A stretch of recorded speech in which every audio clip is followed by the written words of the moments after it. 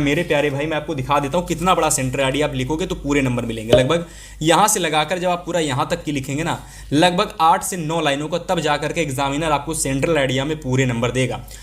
प्यारे साथियों, स्वागत है आप सभी का F24 क्लासेस में। देखिए मेरा नाम है हितेश और देखिए बहुत सारे स्टूडेंट्स को इंग्लिश में दिक्कत होती है सेंट्रल आइडिया में, क्योंकि सेंट्रल आइडिया एक ऐसा टॉपिक होता है, बहुत सारे स्टूडेंट्स को दिक्कत होती है कि भैया जी सेंट्रल आइडिया बता दीजिए कैसे लिखा जाता है। अगर हमें पेपर में सेंट्रल आइडिया ना आता हो तो उस सेंट्रल आइडिया को हम कैसे बना करके लिख के आएंगे ये भी हमें बता दीजिए, और साथ ही साथ सेंट्रल आइडिया किस तरीके से याद करने हैं आप हमें वह भी बता दीजिए। तो आज की इस वीडियो के अंदर मेरे प्यारे साथी इंग्लिश का जो पेपर आएगा उसमें आप लोगों को देखना सेंट्रल आइडिया का एक बहुत इंपॉर्टेंट क्वेश्चन देखने को मिलेगा, ठीक है। और ये क्वेश्चन आपके पेपर में 3 नंबर या तो 4 नंबर का लगभग हर एक बोर्ड में पूछा जाता है। तो जितने भी स्टूडेंट क्लास 10 2026 या फिर किसी भी ईयर का पेपर दे रहे हैं उनके लिए ये वीडियो सबसे ज्यादा इंपॉर्टेंट होने वाली है। वीडियो को लाइक कर देना, चैनल पर अगर आप नए आए हो तो सब्सक्राइब कर लेना। देखिए सबसे पहले अगर मैं बात करता हूं कि सेंट्रल आइडिया हमें याद कैसे करना है, ठीक है, जिनको ऐसा लगता है मेरे पास अभी समय है और इस समय में मैं सेंट्रल आइडिया याद करना चाहता हूं, तो देखिए सबसे पहले मैं उनको बताऊंगा कि आप सेंट्रल आइडिया याद कैसे करोगे।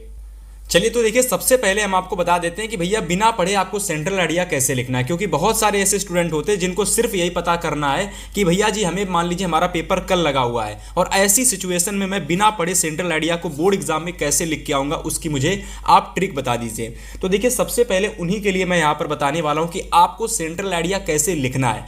मेरे प्यारे साथी सबसे पहले सेंट्रल आइडिया को लिखेंगे कहाँ से, मेरी बातों को समझने का प्रयास करना। सबसे पहले आपको देखिए, एक मिनट, यहां पर देखिए आपको इस तरीके से इंग्लिश में पेपर मिलेगा और इस इंग्लिश के पेपर से ही आपको सेंट्रल आइडिया लिखना है। कैसे लिखना है मैं आपको सारी चीजें बताऊंगा, ठीक है। तो यहां पर देखिए आपको बोर्ड एग्जाम में जब इंग्लिश का पेपर मिलेगा, ठीक है, तो इंग्लिश के पेपर में आपको प्यारे साथी इन 3 चीजों को देखना है अपने सेंट्रल आइडिया को कंप्लीट करने के लिए, ठीक है। सबसे पहले प्यारे साथी आपको अनसीन पैसेज को देखना है। दूसरा आपको स्टैंजा में आता है एक प्रोज, मतलब प्रोज में एक स्टैंजा आता है, वहां से आप अपना सेंट्रल आइडिया बना करके लिखेंगे। कैसे लिखेंगे, कहां से लिखेंगे, अभी मैं आपको सारी चीजें बताऊंगा, ठीक है। इसके बाद एमसीक्यू में आपको एक पैसेज मिलता है, वहां से आप अपना सेंट्रल आइडिया बना करके लिखेंगे। देखिए सबसे पहले मेरे प्यारे साथी मैं आपको दिखाता हूं कि सीन पैसेज कहां पर आपको देखने को मिलेगा।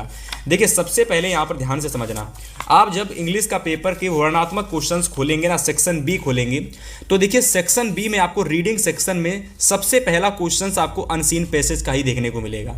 मेरे प्यारे साथी इसमें से क्या करना है, आपको लगभग बीच की 1 2 3 4 5 6 मतलब ये 6 लाइनें, मतलब स्टार्टिंग की एक लाइन ले लेना है और कुछ इस तरीके से आपको उठाना। जैसे कि मान लीजिए आपने यहाँ पर फुल स्टॉप खत्म हुआ है तो आपको फुल स्टॉप के बाद से चीज़ें उठानी है, और जहाँ पर ये एवरीडे से फुल स्टॉप स्टार्ट हुआ है वो, जैसे मान लीजिए यहाँ पर आपका टीज हिम पर जाकर खत्म हुआ तो पहला पूरा सेंटेंस यहाँ से लगाकर, मतलब एवरीडे से लगाकर आपको यहाँ तक लिख देना है, ठीक है। ऐसे ही प्यारे साथी आपको क्या करना है कि आपको एक सेंटेंस, लगभग आपको 10 सेंटेंस या तो सेंट्रल आइडिया से उठा ले, या तो 2 से 3 सेंटेंसेस आपको पैसेज से उठा लेने हैं, ठीक है। और ऐसे ही आपके स्टैंजा में एक आता है, मतलब एक स्टैंजा आता है प्रोज में, मैं आपको भी दिखाता हूँ, 1 मिनट, ठीक है, मुझे 1 मिनट समय दो। यहाँ पर देखो आपके पेपर में प्रोज से एक पैसेज कह लो या फिर स्टैंजा आता है, ठीक है। तो इस स्टैंजा से भी आप लोग 2 से 3 अपने सेंटेंस उठा लोगे। हमको कुल मिलाकर के जो सेंट्रल आइडिया लिख के आना है मेरे प्यारे भाई, मैं आपको दिखा देता हूं कितना बड़ा सेंट्रल आइडिया आप लिखोगे तो पूरे नंबर मिलेंगे। लगभग यहां से लगाकर जब आप पूरा यहां तक की लिखेंगे ना, लगभग 8 से 9 लाइनों को, तब जाकर के एग्जामिनर आपको सेंट्रल आइडिया में पूरे नंबर देगा। तो मेरी बातें अगर आपको समझ में आई तो आप क्या करेंगे कि आपके 3 ऑप्शन रहेंगे। सबसे पहले आपके पास अनसीन पैसेज से थोड़ा उठा लेना है, ठीक है। स्टैंजा से, प्रोज के स्टैंजा से थोड़ा सा आपको अनसीन पैसेज, मतलब सेंट्रल आइडिया लिखने के लिए 3 से 4 सेंटेंसेस उठा लेने हैं। इसके बाद देखिए एमसीक्यू में भी मैं आपको दिखाता हूँ। ये देखिए एमसीक्यू में सेक्शन ए पर, यानी सेक्शन ए में एमसीक्यू से आपको एक स्टैंजा या फिर अनसीन पैसेज आता है, तो इस अनसीन पैसेज कह लो या फिर इस स्टैंजा से क्या करेंगे आप, यहाँ से भी हम लोग क्या करेंगे 2 से 3 सेंटेंसेस उठा लेंगे। और मेरे प्यारे साथी मैं क्या करूँगा कि इन तीनों चीज़ों से लगभग मैं अपने 8 से 9 लाइनों का सेंट्रल आइडिया उठा लूंगा। अब मेरी बातों को समझने का प्रयास करना, ठीक है।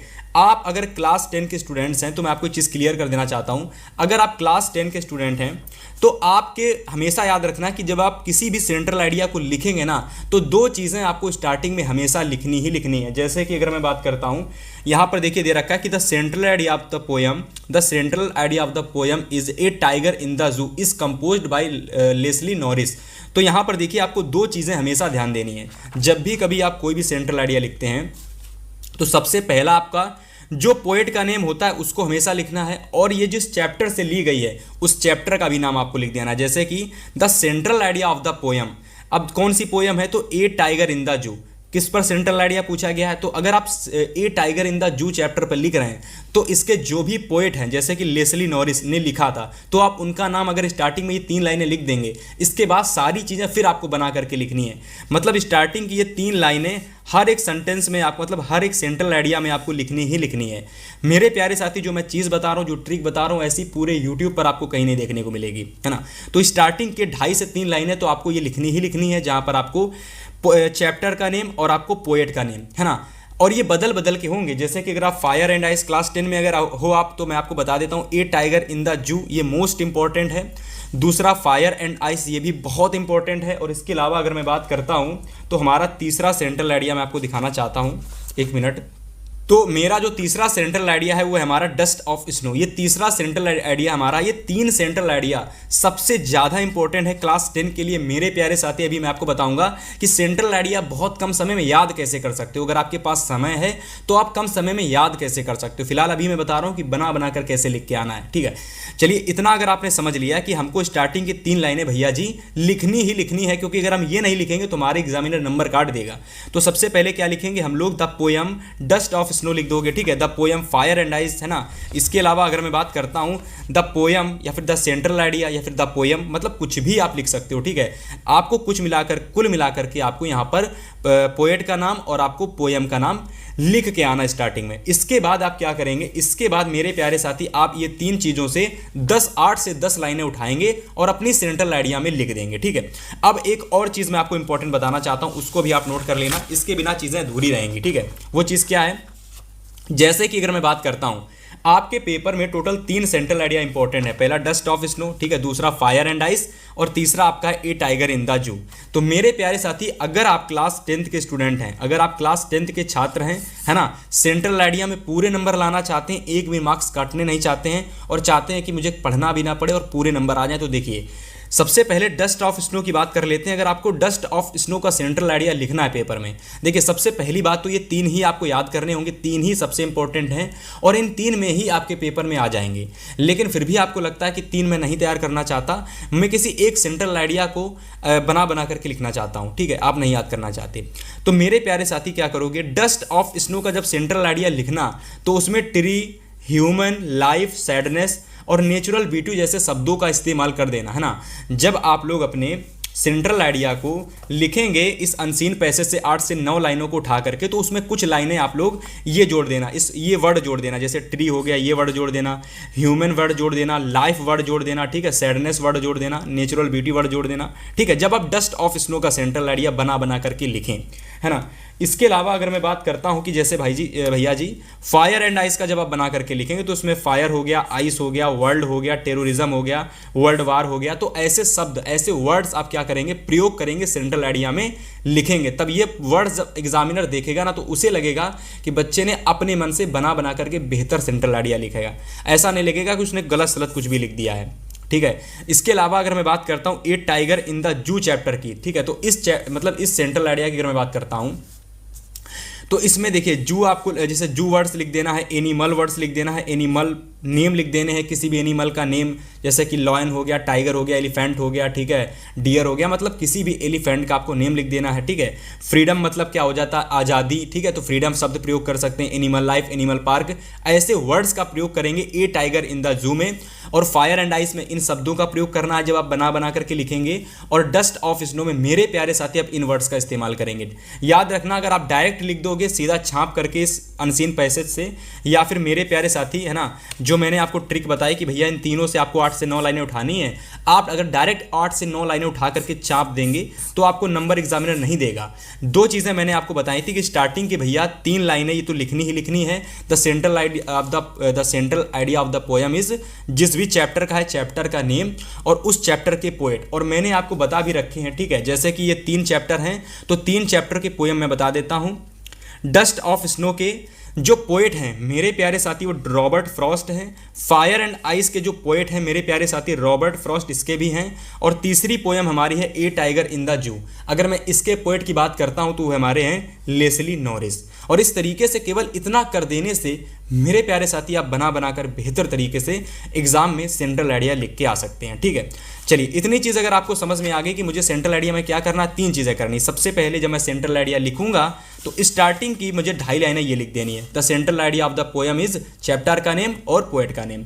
इसके बाद मुझे क्या करना है, अपने इंग्लिश के पेपर को उठाना है और इंग्लिश के पेपर में मेरे प्यारे साथी आप क्या करेंगे कि आपको इन 3 जगहों पर जाकर के सेंट्रल आइडिया के लिए आपको सेंटेंसेस ढूंढ लेने, 8 से 9 सेंटेंसेस आपको ढूंढ लेने हैं अनसीन पैसेज से, प्रोज के स्टैंजा से या तो एमसीक्यू के अनसीन पैसेज से। जब आप 8 से 9 लाइनें ढूंढ देंगे ना तो उन जो जिस भी टॉपिक पर आप अनसीन पैसेज जिस भी टॉपिक पर आप सेंट्रल आइडिया बना बना करके लिख रहे हो, जैसे कि अगर आप डस्ट ऑफ स्नो पर लिख रहे हैं तो ये वर्ड्स, फायर एंड आइस पर लिख रहे हैं तो ये वर्ड्स, है ना, टाइगर इन द जू पर लिख रहे हैं तो ये वर्ड्स, तो इतना कर देने से आपका पूरा कंप्लीट सेंट्रल आइडिया पेपर में हो जाएगा। केवल मैंने आपको 3 बातें बताई हैं। स्टार्टिंग से एक बार वीडियो को अगर आप और देख लोगे बेहतर तरीके से तो मेरी गारंटी है सेंट्रल आइडिया पूरा करके आप पेपर में आओगे। ठीक है, अभी मैं आपको एक बोनस टिप बताने वाला हूं और अगर आपने वह बोनस टिप समझ ली ना तो आपके बेहतर अंक आने वाले हैं 2026 में।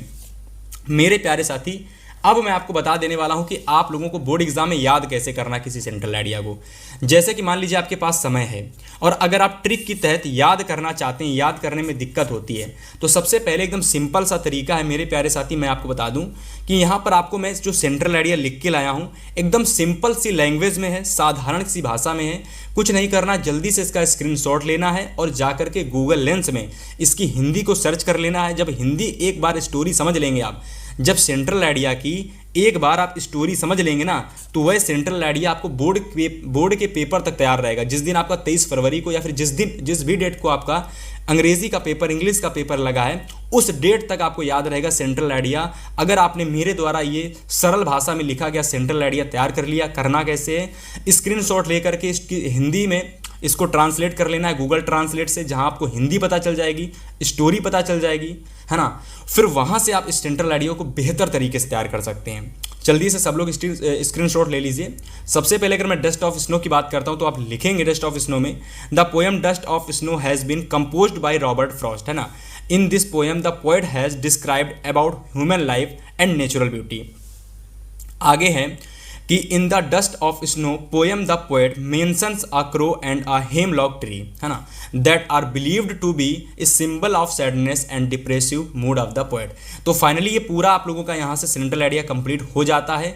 आप बेहतर तरीके से इस डस्ट ऑफ स्नो का स्क्रीनशॉट कर लेंगे और बोर्ड परीक्षा से पहले तैयार कर लेंगे। ठीक है, ऐसे ही अगर मैं फायर एंड आइस की बात करता हूं तो इसके जो पोएट हैं वो रॉबर्ट फ्रॉस्ट हैं। आप इसका जल्दी से स्क्रीनशॉट कर लेंगे, है ना। इसको भी आप गूगल ट्रांसलेट कर लेंगे जाकर के गूगल लेंस से हिंदी में, वहां से आप हिंदी को समझ लेंगे और हिंदी समझ जाएंगे ना तो सेंट्रल आइडिया आपको पेपर से पहले रटना नहीं पड़ेगा, याद हो जाएगा। बहुत ईजी लैंग्वेज में है, इसको आप जल्दी से स्क्रीनशॉट कर लीजिए, आप इसको समझ लेना जाकर के।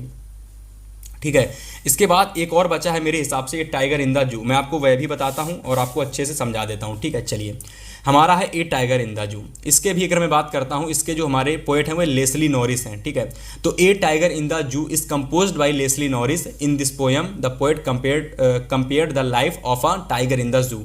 बाकायदा इसके बारे में, जू मतलब चिड़ियाघर के बारे में, जो भी चीज़ें रहती हैं चिड़ियाघर में, जो भी आपके जानवर रहते हैं, ठीक है, उन सभी के बारे में अगर आप बना बना करके भी लिख दोगे ना तो भी आपका ए टाइगर इन द जू में पूरे नंबर मिलेंगे।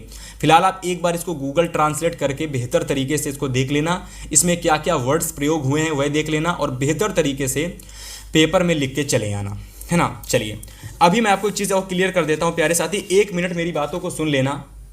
देखिए, आपने सेंट्रल आइडिया तो लिखना सीख दिया है।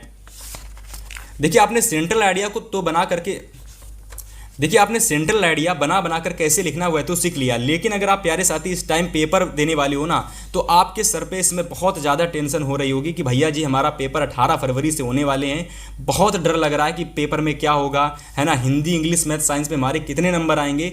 मेरे प्यारे भैया, केवल 100 में 85 नंबर आ जाए ऐसा कोई तरीका बता दीजिए। इस वीडियो को अगर इतना देखे हो तो 1 मिनट मेरी बातों को और सुन लेना। मेरे प्यारे साथी, आपके लिए मेरी पूरी टीम ने मिलकर के बहुत वर्क किया है और आपके लिए तैयार कर दी है एक स्पेशल ई बुक। मेरे प्यारे साथी, हम 3 जनों ने मिलकर के, अतुल सर, सर्वेश और हमने मिलकर के आपके लिए ई बुक रेडी कर दी है ना। इस ई बुक की अगर मैं बात करता हूं प्यारे साथी, हम 3 जनों ने बहुत मेहनत की इसमें और आपके लिए प्यारे साथी ई बुक रेडी कर दी है। सबसे पहली बात मेरे प्यारे साथी, अगर आप चीज़ों को समझेंगे ना तो बहुत आसान है। अगर आप ई बुक ले लेंगे ना तो आपको एक ई बुक पड़ेगी मात्र 15 रुपये में एक सब्जेक्ट की। चलिए बताते हैं कि आपको कैसे क्या क्या मिलेगा इस एक ई बुक में, जो कि आपको 15 रुपये की पड़ेगी। मतलब 15 रुपये पे करके आप एक सब्जेक्ट में आप 85 से ज़्यादा नंबर, 90 नंबर भी ला सकते हैं पढ़ करके। क्या क्या मिलेगा मैं बात करता हूँ। आपको इस ई बुक के अंदर इंपॉर्टेंट 100+ MCQ मिलेंगे, इंपॉर्टेंट लॉन्ग क्वेश्चंस मिलेंगे, शॉर्ट क्वेश्चन सारे मिलेंगे, इंपॉर्टेंट डायग्राम वाले क्वेश्चंस मिलेंगे, इंपॉर्टेंट अंतर वाले क्वेश्चंस मिलेंगे, और मतलब कंप्लीट तैयारी आपको एक सब्जेक्ट की मिल जाएगी मेरे प्यारे साथी, वह भी 15 रुपये के अंदर में। बहुत सारे बड़े बड़े संस्थाएं यूट्यूब चैनल वाले आपको 500 का है ना, 600 का, 500 का, 1000 का, ठीक है, 5000 का कोर्स सेल करते हैं, लेकिन जो गांव से बिलोंग करते हैं बच्चे वे नहीं ले पाते हैं, है ना। ये मेरी पूरी टीम का एक कर्तव्य समझिए कि आपके लिए एक सब्जेक्ट की एकदम मुफ्त में चीज़ें दी जा रही हैं, है ना। अगर आप मेरे प्यारे साथी समय, अगर आप दिमाग लगाएंगे, थोड़ा सा ध्यान केंद्रित करेंगे, तो आपको सारे पेपर देने हैं। और मात्र 5 सब्जेक्ट के जो प्राइस है मेरे प्यारे साथी, आप प्राइस क्या कह लो, एक प्रकार से दक्षिणा आपको देनी है मात्र 75 रुपये। और इतने में तो बर्गर भी नहीं आता, आप सभी को पता होगा। फिलहाल डेली आप इतने पैसे इधर उधर खर्चा कर देते हो, ठीक है, लेकिन 75 रुपये पे करके मेरे प्यारे साथी आप Hindi, English, science, math, social science, every subject for class 10 में आप 100 से 85 से ज़्यादा नंबर लेकर के आओगे, हितेश भैया के आपकी गारंटी है। और कैसे लेना मैं आपको वह भी बता देता हूं कि डिस्क्रिप्शन में जब आप जाओगे तो आपको लिंक मिलेंगे, एवरी सब्जेक्ट के सामने एवरी लिंक मिल जाएंगे, ठीक है। जैसे हिंदी के लेना तो हिंदी के सामने आपको हिंदी का लिंक मिलेगा, इंग्लिश के सामने इंग्लिश का लिंक, मैथ के सामने मैथ का लिंक, साइंस के सामने साइंस का लिंक, सोशल साइंस के सामने सोशल साइंस का लिंक। और इस तरीके से आप यहाँ पर बेहतर तरीके से यहाँ पर परचेस कर लेना। पेपर से पहले अगर आपने एक बार किसी सब्जेक्ट से, इस ई बुक से मेरे प्यारे साथी अगर आपने तैयारी कर ली ना, तो मैं गारंटी दे रहा हूँ उसमें जो मैंने वर्क किया, मेरी टीम ने जो वर्क किया है उससे पढ़कर आप बेहतर स्कोर कर लोगे। फिलहाल इस वीडियो में आपको मैंने बताया कि आपको सेंट्रल आइडिया किस तरीके से पेपर में लिख के आने हैं, और अगर आपको इसी तरीके से और भी वीडियोस चाहिए हैं तो आप हमारे साथ जुड़ जाइएगा और चैनल के साथ तैयारी स्टार्ट कर दीजिएगा।